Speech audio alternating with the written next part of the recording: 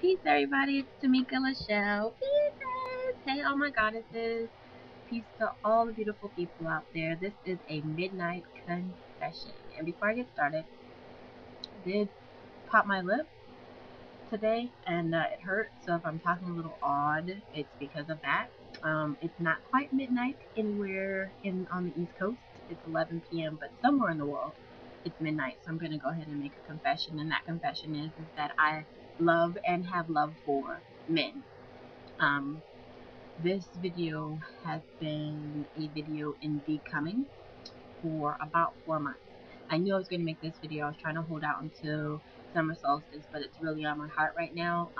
This very fast week, I've had several conversations in regards to one, single black women, two, appreciating men, three, the need for men in structure foundation, and my lip hurts, and four, um, interracial relationships.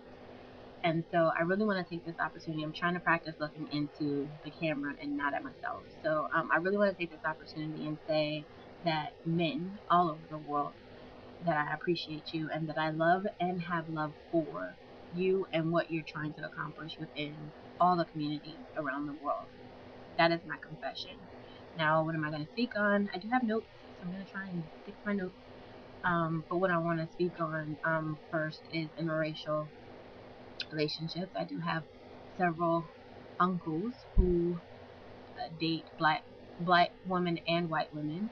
It's not exclusive, and I think the plight currently that black women are having in regards to black men in interracial relationships is that there aren't enough black men out there for um, black women. And I'm not even speaking on the level of success or not. I'm not even speaking on the level of meeting criteria. I'm just saying that there is a huge absence of black men out there.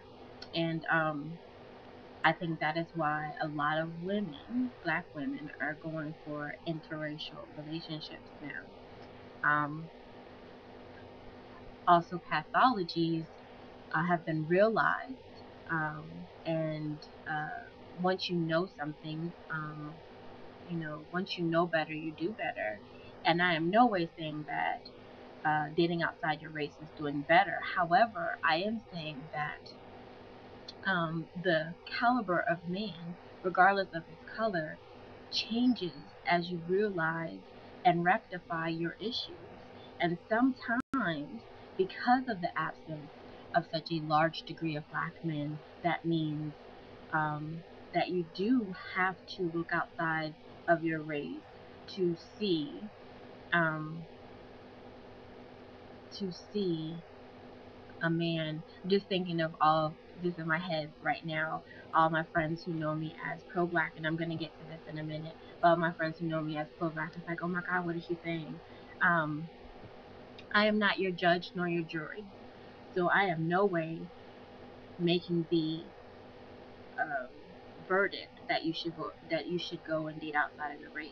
Nor am I saying that if you date outside of your race, you're wrong. I'm simply stating the fact that there is an absence of presence of black men, and that as we grow as black women,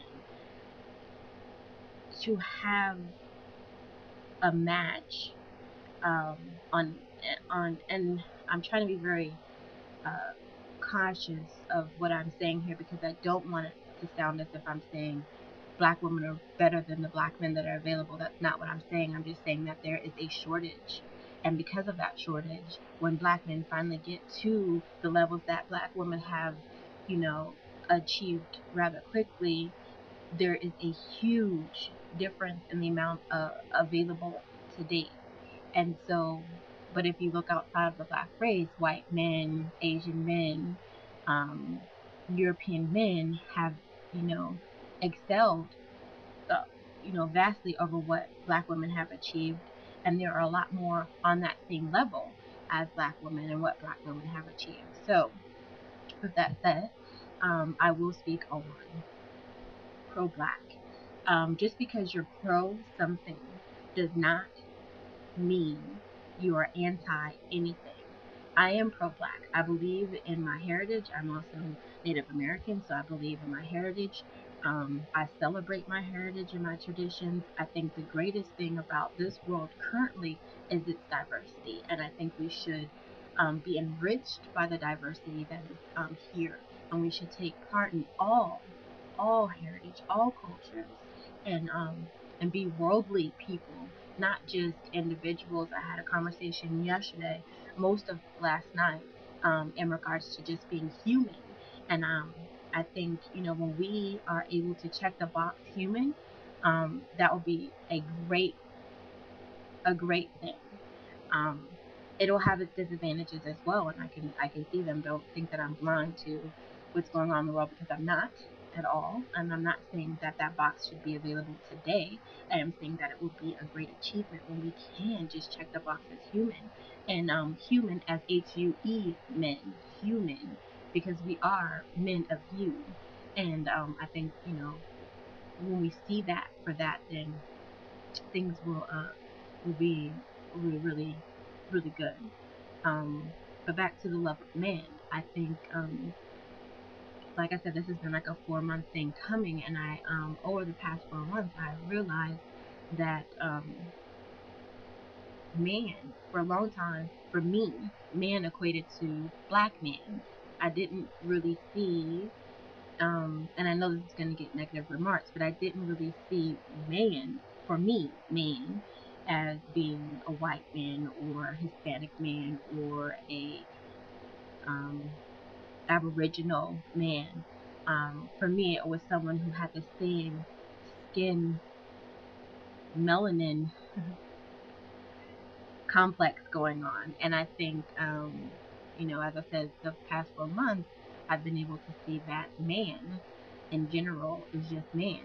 And it doesn't, um, I don't think we should negate any man based on the color of his skin. I do think that it's very important that we see the color of the skin, that we see that there's a difference, and that we embrace those differences, because those diversities is what, like I said before, is what makes this world very, very special. Um, very, very special.